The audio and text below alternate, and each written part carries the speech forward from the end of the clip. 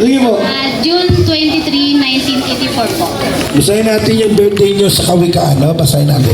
Sapagkat ang utos ay tanglaw, at ang kautusan ay liwanag, at ang mga saway na turo ay daan ng buhay. Bigyan mo ako ng konting yung malumanay na tuntun.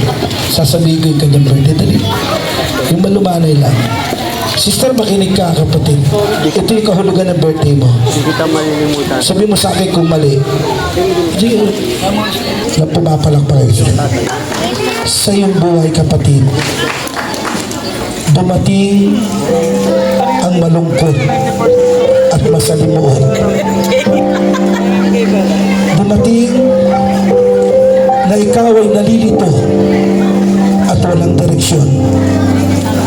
Pero sinasabi ng birthday mo, nasusumpungan mo ang liwanag, ang taglaw, at ang gabay ng iyong buhay.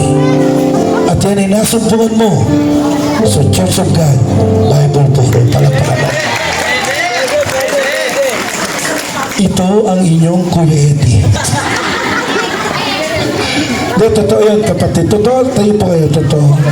Kasi kanina nung natumayo siya, nakaramdam ako na itong kapatid na ito, tumana siya sa matinding pagsubok, kapatid.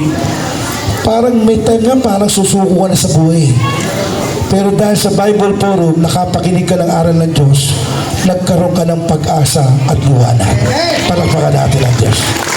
Yun naman talaga ang purpose ng kasulatan eh. Pag nakarinig ka nun, 15:4 ng Roma, pakinggan niyo po sabi ng Biblia.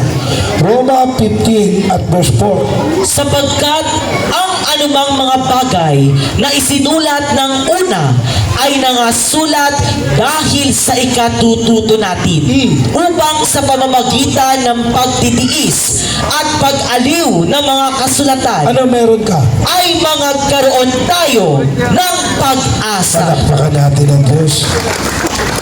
Okay, bago natin ipagpatuloy, iniling ko po yung